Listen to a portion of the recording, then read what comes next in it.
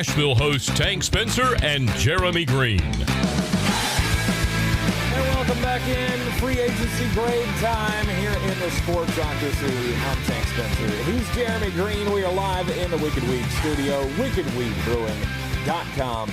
Drink different. The Detroit Lions. The team that, well, they're going to chew some kneecaps. Jesus Christ. Starting off great here. With their new head coach, Dan Campbell. And they have been long picked by me to have the number one pick in the next NFL draft.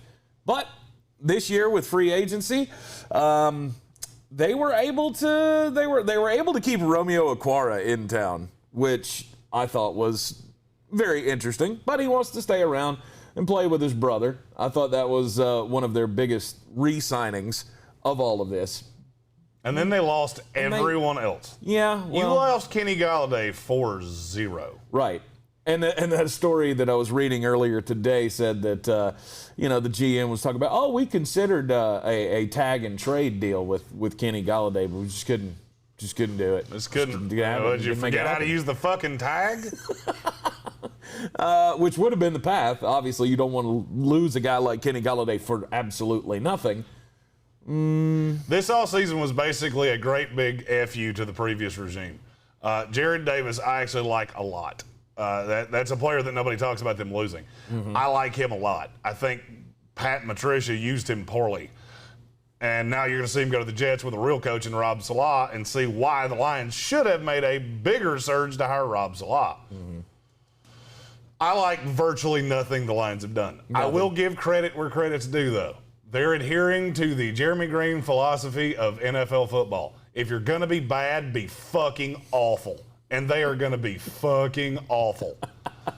Fat Jamaal Williams and Tyrell Williams, their biggest additions in the offseason. They got Brashad Perriman as well. That's a cool story. Your dad used to play here. Sweet. And that's all we need to talk about.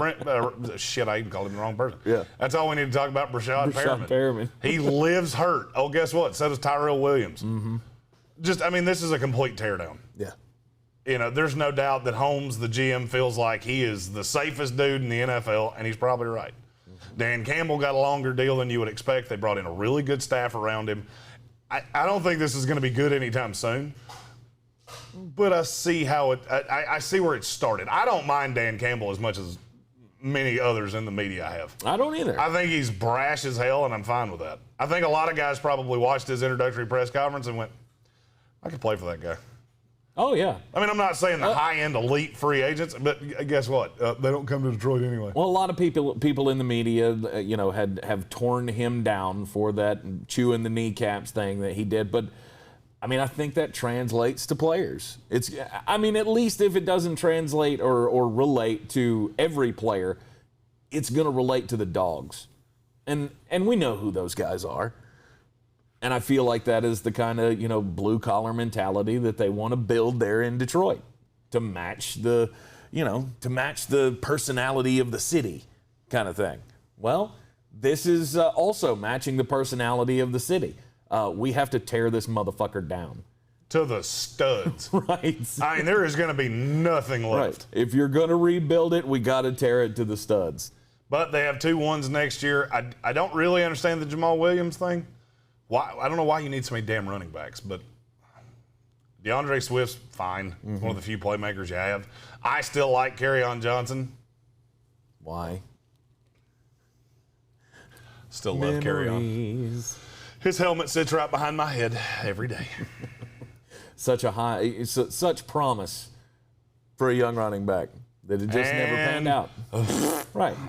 And now he's going to be third on the depth chart again. And, hell, they can't get much worse than last season. He was running behind Adrian Peterson. Ugh. So, yeah. I will be really interested to see what this team does in the draft.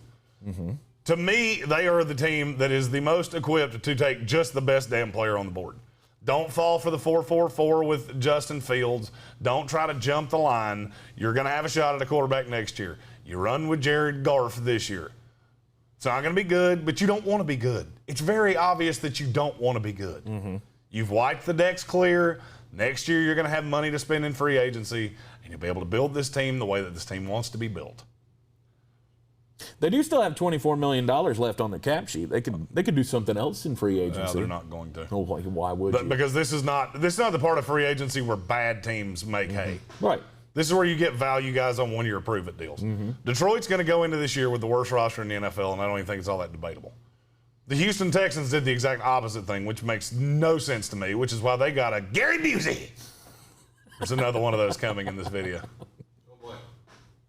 We have another Gary Busey in this division. Another Gary Busey? We do. All right. Look forward to that one.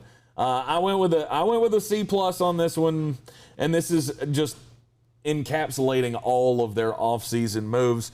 The Jared Goff trade, you got something out of Matt Stafford. I think they've done the right thing here. To play the slow roll. No, my grade is just free agents. Just free agents. I get that.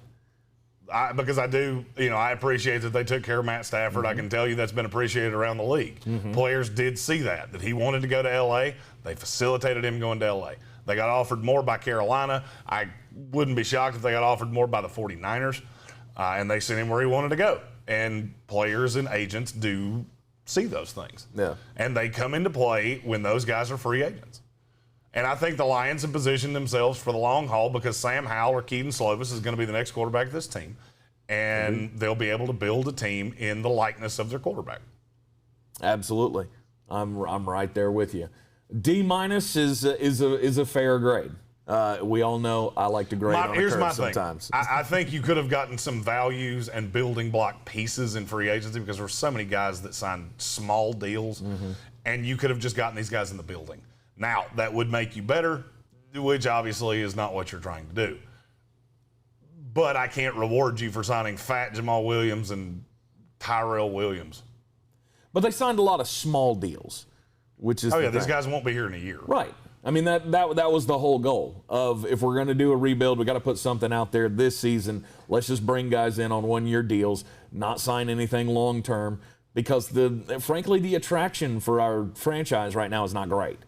So let's sign what we can, and hopefully get the first or second pick in the draft next year, and then get our quarterback. Yep. Because Jared Goff is going to be okay for what they want to do this year. Jared Goff's going to be just fine. He'll be fine because he's going to lose a lot of games. I'm Tex Spencer. He's Jeremy Greene. We are in the Wicked Weed studio. WickedWeedBrewing.com. Drink different. Hit like and subscribe. See all the free agent grade videos now.